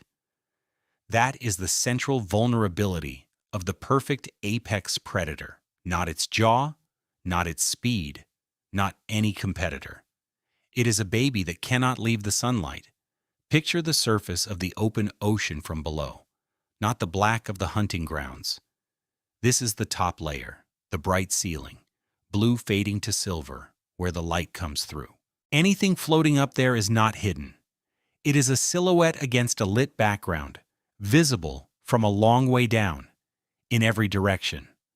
Now put a newborn sperm whale in that silhouette, 4 meters long, maybe a ton, unable to dive, unable to fight, unable to outrun anything that has decided to come and look, and its mother is a kilometer beneath it, in the dark, hunting, and will not be back for the better part of an hour. This is the hole in the design. The deepest diving mammal alive gives birth to something that cannot go deep at all. It will not manage a full dive for years. Nursing runs long too. Well beyond infancy, sometimes for several years, and calves have been seen suckling long after they have started eating solid food. So for years, the most capable diving mammal on the planet has a child that is confined to the one place the family does not feed. The mother cannot solve this alone. If she stays with the calf, she cannot fill a quota that demands hundreds of captures a day, and there is no reserve to fall back on. If she leaves, the calf is exposed. The arithmetic does not close, which is why the group exists. Here is what has been observed. When a female dives, the calf is not left in empty water. Another adult from the group is with it.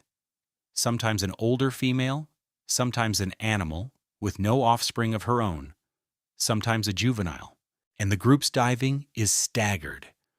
Rather than the whole unit descending together, the animals go down at different times, so that at any given moment there is someone at the surface with the young. It is a rota, a child care shift system run by a family of whales, coordinating so that the calf is never alone and every adult still gets to feed. And it goes further than supervision. There are observations of calves nursing from females that are not their mothers. That is a serious thing to give away. Milk is expensive, and in most mammals it goes to your own offspring only. Here it appears to be shared, which suggests the group is not merely watching the young, it is provisioning them. This is what the social structure is for. Not hunting, babysitting. Every strange thing about sperm whale society suddenly has a function. The stable decades-long female groups. You cannot run a rota with strangers. The individual recognition, the shared coda rhythms, the tight association with the same animals across years. That is the infrastructure of a system where you have to trust someone else with your infant while you are unreachable, a kilometer down, unable to check. The largest brain on Earth belongs to an animal whose social life is organized around a scheduling problem. Now the reversal, and it inverts the entire geography of this story. Up to now, the deep has been the dangerous place. Pressure, cold, darkness, no air. A body forced to shut itself down to survive the trip. Everything about the surface has been relief, the place where the whale breathes, recovers, socializes, rests. For a calf, that is exactly backwards. The deep is where its mother is safe. Down there, she is the largest predator in the system, and nothing hunts her. The surface, warm, bright, close to the air, is where the danger is.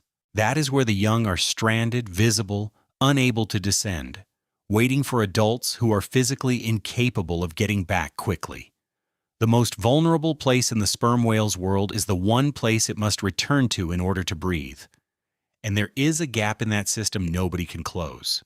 A sperm whale surfacing from a kilometer down cannot rush. It has to ascend in a controlled way, at a rate its body tolerates, or risk the decompression damage that leaves those pitted scars in its bones. That is minutes of travel time. There is no emergency ascent, no sprint to the surface when something goes wrong up there. So if a threat arrives while the adults are deep, the calf's protection is whoever happens to be on shift, and everyone else is minutes away climbing through the dark, unable to hurry. That window is the vulnerability. It is short, it is repeated dozens of times a day, and it is unavoidable. Something worked out how to use it. We know this because of what happens when sperm whales are threatened at the surface. And the behavior itself is the evidence. These animals have a defensive formation, a specific, structured, coordinated arrangement that a family unit adopts when something dangerous appears. Bodies pulled into a tight pattern, the young pushed into the center, the adults facing outward or arranged with their tails outward, forming a ring. Animals do not evolve formations for hypothetical threats. A coordinated group defense is expensive to maintain and requires exactly the kind of social cohesion we have just been describing. It exists because it was needed repeatedly over evolutionary time, which tells you something has been hunting sperm whales for a very long while, not the adult males in the cold water. A solitary 18-meter bull is a difficult proposition for anything alive. The target was never the biggest animal in the group. It was always the one in the middle. The calf that cannot dive, held at the surface for hours a day, in an open ocean, by a family that has organized its entire social existence around the fact that it cannot be left alone.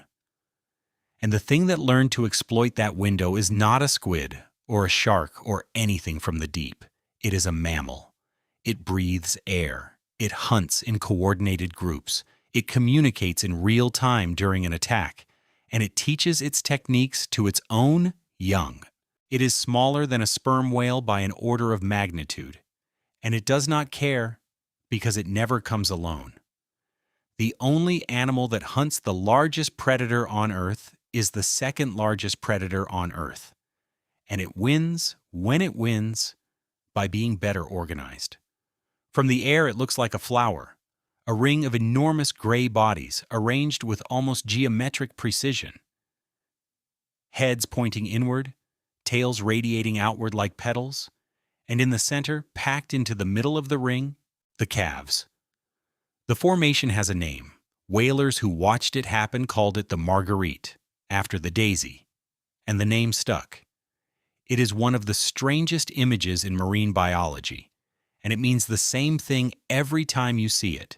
Something has come to take the young. The thing that comes is the orca. An adult male orca is perhaps 8 or 9 meters and a handful of tons. A female is smaller. Set against a 15-meter sperm whale of 40 tons, that is not a contest. One-on-one. An orca has no business anywhere near this animal. But orcas never arrive one-on-one. They arrive as a coordinated unit, a family of their own, with individuals that know each other, communicate during the attack, and have learned techniques passed down through generations. And they have identified the exact weakness we have just been describing. A group of enormous animals that cannot all be underwater at once, tethered to the surface by young that cannot dive. So this is not predator versus prey in the usual sense. This is one social hunter attacking another social species precisely at the point where its social obligations pin it in place. Watch how it plays out, and the sophistication on both sides is uncomfortable. The orcas do not attack the ring. They work it, pressing, testing, circling, applying pressure at different points, looking for the moment the formation loosens or an individual drifts. They target the flukes and the head, biting at the edges, wearing the group down rather than trying to kill anything outright. This can go on for hours, and the sperm whales hold. Look at what that formation actually accomplishes. In the heads-in version, every animal presents its tail outward, and a sperm whale's fluke is the most dangerous thing it owns. It is a broad, powerful blade attached to the strongest muscle in the body, and a strike from one would break bones in an orca. The ring turns a cluster of individually vulnerable animals into a wall of weapons pointing in every direction at once, with no gap to enter through and no exposed flank. There is a second version too, and it may be the more revealing one. Sometimes the whales form up the other way, heads outward, tails in, presenting jaws and those enormous foreheads to the attackers. Which arrangement gets used seems to depend on the situation. Two different geometries deployed as circumstances require by animals that have to organize themselves under attack in open water. There is no leader issuing instructions. There is a family that has spent decades together, that recognizes every member individually, that shares a set of learned acoustic patterns, arranging itself into a defensive structure in real time, while something is actively trying to break it. That is what the social system is for, and it is worth stating plainly. The entire architecture of sperm whale society, the stable groups, the coda repertoires, the individual recognition, the shared calf care, resolves into two functions. Keep the young alive while the adults are feeding, and close ranks when something comes for them. The largest brain on Earth is running a defense protocol, and here is the detail that turns this from an impressive tactic into something harder to look at. The formation does not protect the adults. It protects the center. An adult sperm whale in that ring is exposed on the outside, taking the pressure, absorbing the bites, spending energy it cannot afford, for as long as the orcas keep working. It is not an efficient way to save your own skin. If self-preservation were the objective, the correct move for a healthy adult would be to leave, dive, and go somewhere an orca cannot follow, because sperm whales can descend far beyond an orca's range and stay down for far longer. They can escape. They stay. They stay because the calves cannot come with them. The one advantage the adults have, the deep, is unavailable, because using it means abandoning the young at the surface. So the entire group gives up the thing that makes it untouchable and fights on the orca's terms, in the orca's preferred layer of the ocean. That is the cost of the vulnerability. Not just a calf at risk, but an entire family unable to use its greatest asset for as long as the threat is present. And this is where the same behavior shows its darker side. Because the group's response to a threatened member is not always tactical. Sperm whales have been observed staying with injured animals, not forming up, just refusing to leave, remaining alongside a whale in trouble, even when leaving would be simple. Whether this reflects anything like what we would call care is not something anyone can demonstrate, and it should not be asserted. What is observable is the pattern. A distressed animal in a sperm whale group tends to be surrounded rather than abandoned. Against orcas, that pattern is a defense. Against something that can kill from a distance and reload, it is a trap. Now be careful with the scale of the orca threat itself, because the internet has inflated it. Successful orca attacks on sperm whales are not common. Most documented encounters end with the sperm whales intact and the orcas moving on. Attacks appear to concentrate on groups with calves. Adults do carry rake marks, parallel scratches from orca teeth, showing that contact happens and is survived. The best reading of the evidence is that this is a real pressure that shaped the behavior, not a routine slaughter, so the system works. Over millions of years, against the only natural predator this species has, the answer held. The whales evolved a social structure that solved the childcare problem, and a formation that solved the attack problem, and the arrangement was good enough that sperm whales spread into every deep ocean on the planet and became one of the most widespread large mammals alive. Which brings us to a specific moment and a specific irony. The marguerite is a solution to one particular kind of threat, an attacker that comes in close, in the water, and has to be physically deterred. Every element of it assumes that. Bunching together makes sense when the danger has to reach you. Refusing to abandon a wounded member makes sense when the wounded member can still be defended. Staying at the surface makes sense when leaving means losing your young. Every one of those assumptions holds for orcas. Not one of them holds for a wooden boat with men in it, throwing iron from a distance. That does not need to close, cannot be intimidated by a fluke, and gets more efficient the tighter you cluster. When that arrived, the sperm whale's single best defense became the reason it was so easy to kill. A research boat drifts up on something odd in open water. There are shapes below the surface, vertical, hanging nose up in the blue, like a stand of trees. They are not swimming. They are not moving at all. The boat comes closer, close enough that this should never happen. and nothing reacts. Then one of them touches the hull, wakes, and the whole cluster comes alive at once and moves off. That is what sperm whale sleep looks like. And it was only properly documented in the last couple of decades. By accident, by people who got closer than they should have been able to. Think about how much that says. This is the largest predator on the planet, an animal we have hunted, studied, tracked, and written books about for 2 centuries. And we did not know how it slept until researchers stumbled into a group of them doing it. Start with why sleep is a problem here at all. Because it is not the same problem you have. Your breathing is automatic.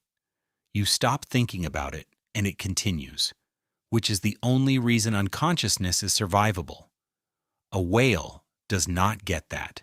Breathing in a marine mammal is largely voluntary. Every blow is a decision made at the surface, through a hole that must be clear of water when it opens. Lose consciousness completely in the way a human does, and you either fail to surface or you inhale the ocean. So sleep, for a sperm whale, is a genuine engineering conflict. The brain needs to shut down. The body cannot afford to. The way most cetaceans handle this is already strange. Half the brain sleeps, while the other half stays awake, alternating hemispheres, keeping one eye open and the animal swimming. Dolphins do this. It lets them rest continuously without ever fully going offline. Sperm whales appear to do something different and stranger. They stop completely. They hang motionless in the water column, usually vertical, sometimes nose up and sometimes nose down, drifting near the surface with no swimming, no clicking, no visible response to anything nearby. They do it in groups, spaced out, all in roughly the same posture. And the evidence suggests that at least during some of these episodes, the whole brain is going under. Both hemispheres at once. An animal that must consciously breathe, that has spent its entire life in a world where sound is the only sense that matters, switching itself off entirely. The loudest sound producer on Earth, silent and unresponsive, floating upright a kilometer above the place where it feeds. 2 details make this genuinely uncomfortable. The first is the vertical posture. That is not an accident of drifting. A body that shape, with that much oil in the head, does not hang nose up by chance. The buoyancy distribution puts the animal in that orientation. And the position matters because it puts the blowhole where it needs to be, at or near the surface, on the highest point of the body, ready to open the instant the animal comes round. Even asleep, the design keeps the airway on top. The second is the unresponsiveness, and this is the part that should stop you. These animals can be approached. Boats have drifted into sleeping groups without triggering any reaction. The rousing and the observations that made this famous came from physical contact, not from the sound of an engine. For an animal whose entire existence is built on acoustic detection, that is close to incomprehensible. This is a species that can resolve a squid by echo at hundreds of meters in total darkness, and it will let a vessel drift up alongside it because it is, in that moment, genuinely not listening. The sensor is off, not reduced, off. Now put that against the energy budget because this is where it locks in. Sperm whales barely sleep. The observations suggest they spend a small fraction of the day in these episodes, short bouts, on the order of minutes each rather than hours, adding up to one of the lowest sleep totals recorded in any mammal. Some estimates put them near the bottom of the entire class. Of course they do. Look at the ledger. An animal that has to catch hundreds of squid a day, that has 45 minutes of hunting per breath, that cannot store a surplus, and cannot skip a day. That animal does not have hours to spend unconscious at the surface. Sleep is time not spent feeding, and there is no slack in the budget. So rest gets rationed down to the minimum the nervous system will tolerate, taken in short blocks, at the surface. with the group together, and the group is the point. These episodes happen collectively, several animals drifting in the same area, in the same posture, at the same time. That is not coincidence, and it is not comfort. Everything about sperm whale society has turned out to be a solution to a specific problem. And this is no different. When you have to switch off your only sense in open ocean, the safest arrangement is for everyone to do it together, in one place, where a threat has to deal with all of you at once rather than picking off an individual. It is the marguerite in a passive form. Bodies grouped, young in the middle, nobody isolated. So the strangest image in this entire story turns out to be the most rational thing in it. The design working exactly as it should, right down to the way the body floats. And then there is the version of this you cannot unsee. 19th century whaling boats were rowed, not driven. Wooden hulls, oars muffled, men trained to approach in silence. The technique was to get close enough to throw a harpoon by hand, and everything about the operation was built around not alerting the animal. Now consider what they were approaching. A species that sleeps at the surface, in groups, vertical, unresponsive to sound. There is no need to invent anything here. The historical record does not need help. What is simply true is that the whaling industry hunted an animal that has to spend part of every day floating motionless and switched off at the surface, in the exact layer where boats operate. And that group at the surface, tight together with the young in the middle, was not an accident of geography. It was the species' answer to danger, developed against an enemy that had to come close. The men in those boats were about to teach this animal that its best defenses had become its worst. And the story they built around it, the story that has shaped how the entire world pictures a sperm whale ever since, got almost everything backwards. In 1820, in the middle of the Pacific, a whale ship called the Essex was struck twice by a large sperm whale and sank. The crew took to open boats. Most of them died. The survivors resorted to eating the dead. That event is documented. It is not disputed. And it is where the monster comes from. Herman Melville knew the story. 30 years later, he wrote a novel about a white whale that hunts men back. And from that point on, the sperm whale had a public identity. Malevolent, vengeful, a leviathan with intent. Here is the uncomfortable thing about the monster story. Some of it is true. Ships were rammed. The Essex was not the only one. There are other documented cases of sperm whales striking vessels hard enough to cause serious damage or loss. That should not surprise you after everything we have covered, because we already looked at the structure that does it. A dense, oil-filled forehead, reinforced at the back by the skull, on a body of 40 tons. Male sperm whales appear to use that head against each other. A wooden hull is not obviously different from another male's forehead, from the inside of a whale's decision-making. What is not established is why. Reading intent into those collisions, vengeance, deliberate warfare against ships, is the part that cannot be supported. Provoked, injured, confused, defending a group, mistaking the hull for a rival. All plausible, none demonstrated. The behavior is real. The motive is a story we told. So both directions of the myth are wrong. The whale was not a vengeful monster. It also was not the passive victim the correction usually swings toward.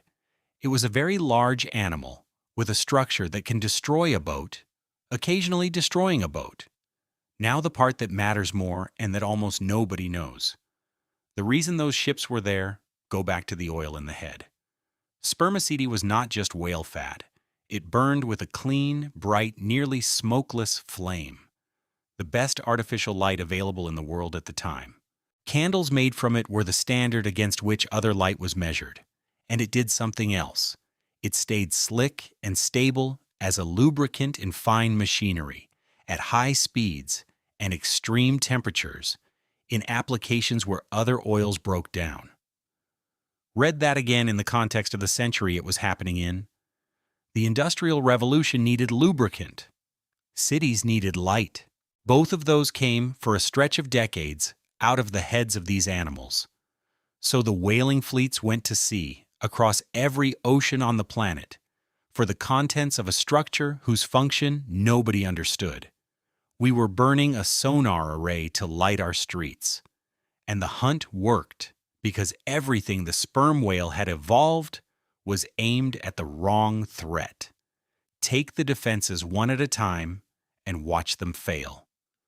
The deep dive, the animal's single greatest capability, the place nothing else can follow, was useless.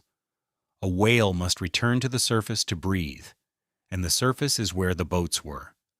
Depth buys nothing against an enemy that simply waits. The sonar, the most sophisticated acoustic system in the ocean, capable of resolving a small squid at range in total darkness, was aimed forward and downward into the water for hunting. It was never a threat detection system for objects sitting on the boundary above. And crews rowed in with muffled oars precisely because they had learned the animals could be approached.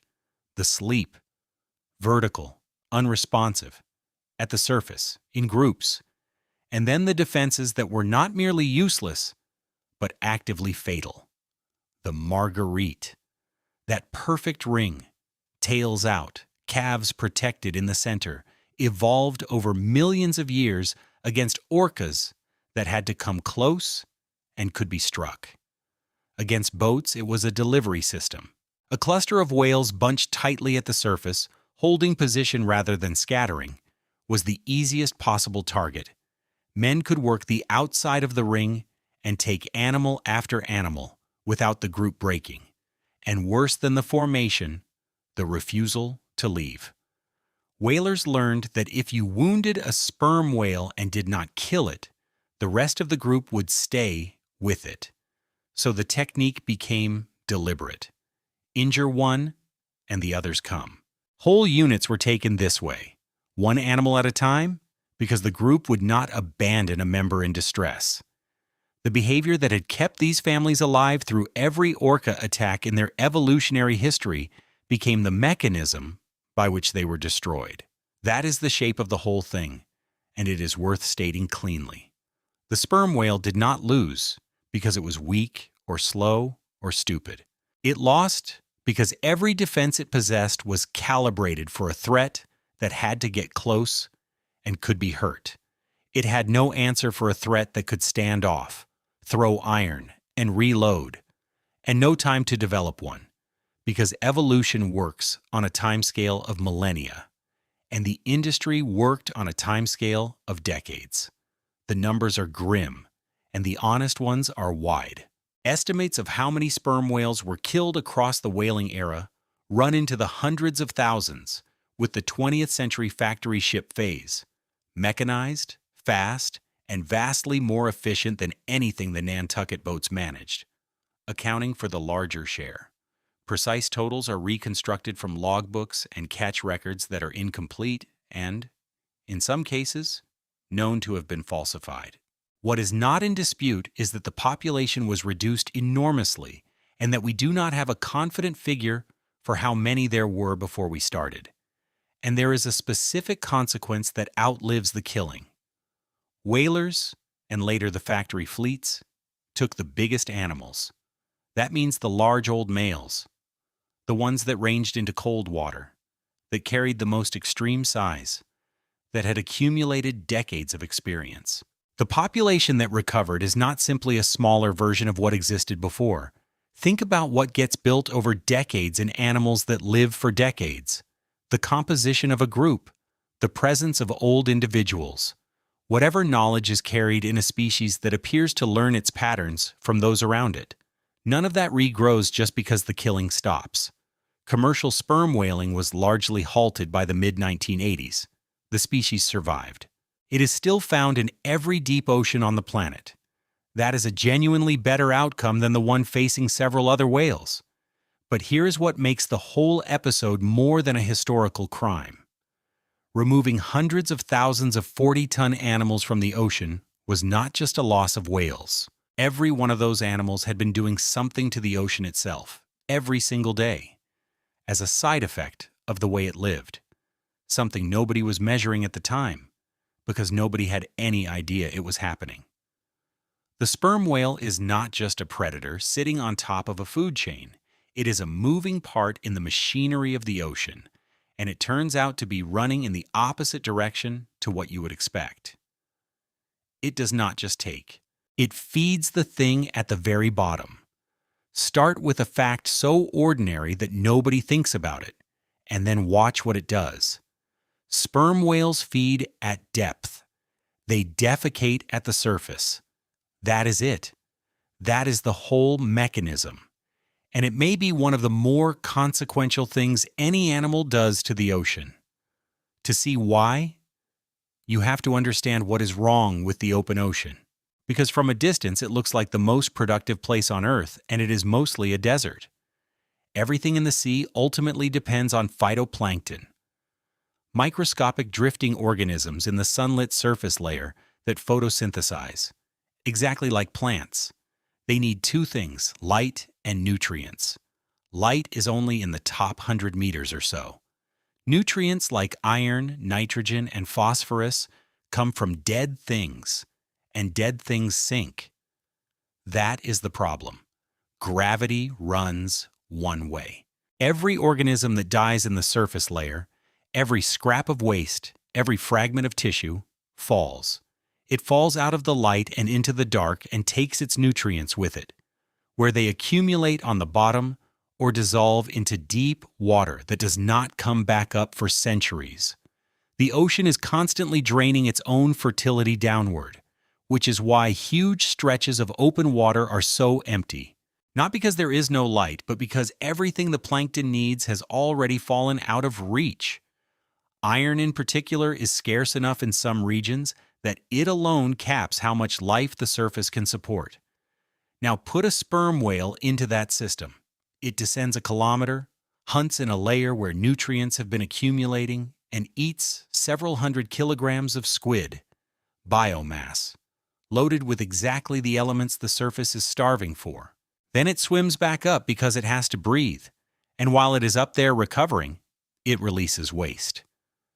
Nutrients that fell out of the sunlit zone are carried back into it. Not by currents, by an animal that had to make the trip anyway. Researchers call it the whale pump, and the sperm whale's version has a particular quality. The waste released at the surface is often a loose, buoyant plume, rather than something that sinks quickly. It disperses and lingers in exactly the layer where the plankton live, and it is iron-rich, coming from a diet of deep-water cephalopods. So the largest predator in the ocean is fertilizing the base of the food chain it sits on top of. That inverts the way most people think about predators. The standard picture is subtraction. A top predator removes animals, and the more of them there are, the less of everything else. Here the arithmetic bends. More sperm whales means more nutrient transport upward, means more plankton, means more of everything that eats plankton, means more squid in the deep for whales to eat. The predator feeds the system that feeds it. Now the necessary caution, because this is where the topic gets oversold. There have been attempts to estimate how much carbon this process removes from the atmosphere. Plankton grown on whale waste takes up carbon dioxide, and some of that eventually sinks. And those estimates have been quoted enthusiastically and are genuinely contested. The magnitude is uncertain. Whether whale populations meaningfully affect global carbon is an open argument with real disagreement in it. What is not in doubt is the mechanism. Vertical transport of nutrients by deep-diving animals is real, measurable, and runs against gravity in a system that otherwise only drains downward. The scale of the effect is being worked out. Its existence is not. And there is a second contribution, which happens once per whale. When a sperm whale dies at sea, it sinks.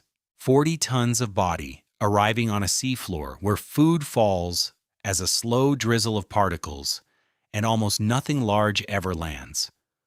What follows is a sequence that unfolds over decades. First, the scavengers, hagfish, sleeper sharks, swarms of amphipods, stripping soft tissue, sometimes for a year or more.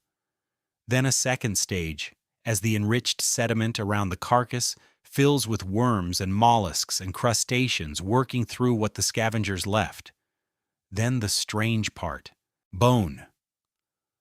A whale skeleton is heavy with lipids, and specialized bacteria break those down, generating hydrogen sulfide as a byproduct. That chemistry supports the same kind of community you find at deep-sea vents, organisms living on chemical energy rather than sunlight, including species found nowhere else. There are worms that exist specifically to bore into whalebone, sending root-like structures into the skeleton, hosting bacteria that digest what the worm cannot. Those animals are obligate. Their entire evolutionary existence depends on large whale carcasses arriving on the seafloor with some regularity. A single whale fall can sustain that community for decades, an island of life on an otherwise sparse plain, built from one animal's body. So each sperm whale runs two ecological functions across its life. Alive, it carries nutrients upward on every dive, hundreds of times a day, for 50 or 60 years. Dead, it delivers an enormous package of energy downward, all at once, to a place that almost never receives one. Up while it lives, down when it dies. The same animal moving material in both directions. Now run the subtraction. Hundreds of thousands of these animals were removed from the ocean in roughly a century. Every one of them had been operating as a vertical transport system. Every one of them would eventually have become a seafloor ecosystem. Both functions stopped. Nobody was measuring the surface layer at the time. Nobody counted whale falls before and after.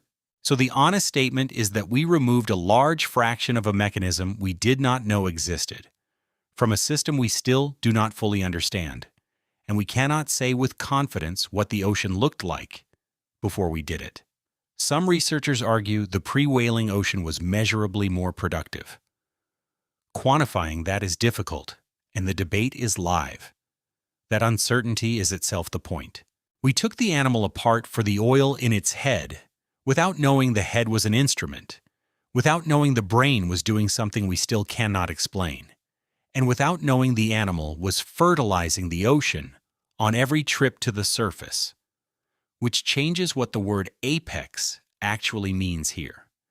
An apex predator is usually described as the thing at the top, the animal nothing else can touch. That framing puts it above the system, looking down. Everything we have looked at points somewhere different. This animal is not sitting on top of the ocean. It is threaded through it, hauling material against gravity, feeding the organisms at the very bottom of the chain that eventually feed it, and dropping the whole apparatus onto the seafloor at the end. It is not the crown. It is a load-bearing part, and every function it performs, the hunting, the diving, the nutrient transport, the entire social system holding it together, runs on one thing: sound. A single channel. Every capture, every navigation decision, every exchange between family members, every calf keeping track of its group in open water, all of it depends on the ocean staying quiet enough to hear in. For most of the last 20 million years, it was. That is not true anymore. Here is the whole animal assembled. A body of 40 tons, with a nose converted into an acoustic cannon occupying a third of its length, lungs that collapse on command, muscles so loaded with oxygen-binding protein it runs nearly black. A skeleton that accumulates damage from the diving it was built to do. The largest brain that has ever existed, most of which we cannot account for, wired heavily into hearing. A family structure that solves the childcare problem so mothers can leave for an hour at a time. Teeth that are not for hunting. Eyes that cannot see forward and barely matter. Every part of it points at the same thing. This animal is a sensor platform, built to work a lightless environment by sound, and it has thrown away every alternative to get there. That is what perfect means.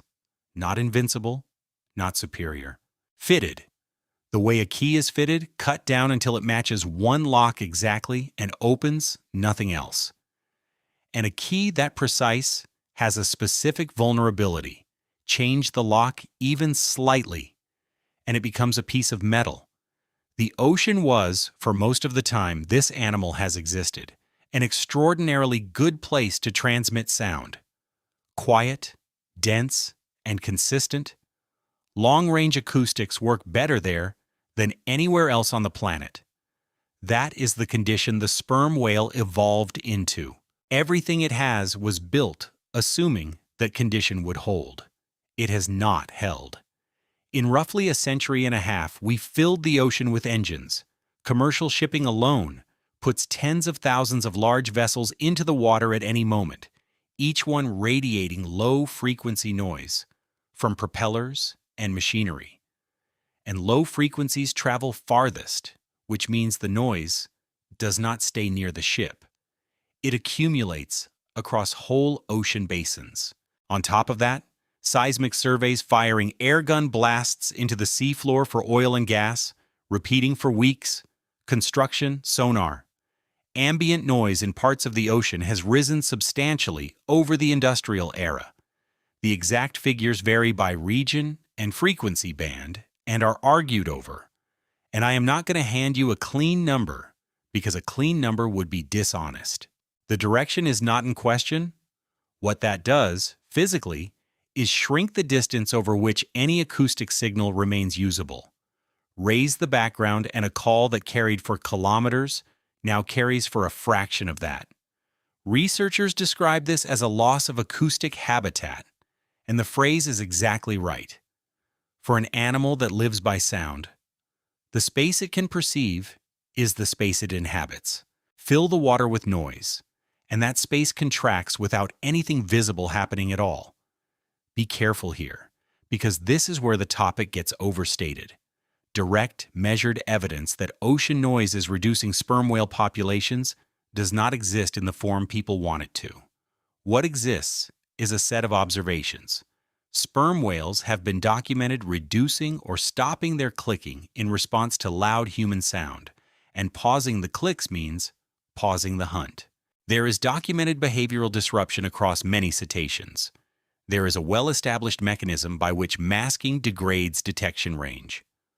What has not been demonstrated is a clean causal line from noise to population decline in this species. So the honest framing is a risk with a clear mechanism, not a proven catastrophe. That is less satisfying than a disaster, and it is what the evidence supports. The other threats are more concrete, and they come from the same place, the surface. Ship strikes kill sperm whales. A vessel moving at speed through an area where whales lie at the surface, recovering, or drifting, vertical, switched off, in the one part of the day when they are not listening at all, has an obvious outcome. Entanglement in fishing gear kills them too, and a 40-ton animal that gets wrapped in line does not necessarily die quickly. Notice what all of it has in common. Every modern threat to this species is at the surface. Every single one. The deep is exactly as it was. Cold, black, high pressure, full of squid. Nothing we have done has reached down there in any way that matters. The environment the sperm whale is perfectly adapted to is intact. The problem is the 10% of its life it has to spend at the top, breathing, because it never stopped being a mammal. That is the trap in the design, and it was always there. 50 million years ago, a four-legged land animal walked into the water, and its descendants never fully committed. The sperm whale went further into the ocean than almost anything. A kilometer down, an hour at a time, on a body that reorganized itself completely to get there. And it still has to come up. It still has to breathe air. It has 1 foot on land, evolutionarily speaking, and that is the foot everything now steps on. There is also a slower problem, and it is the one that follows from everything in this story. Specialization is a one-way door.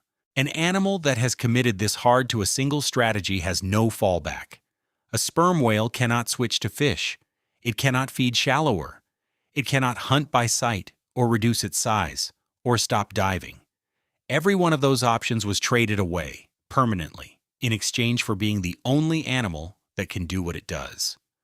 And the timescales do not match. The head, the muscle chemistry, the brain, the social system. Those took millions of years to assemble. The noise took a century and a half. Evolution cannot answer that. It is not a slow response to a fast problem. It is not a response at all. On any timescale we would notice. So where does this leave the animal? Still here.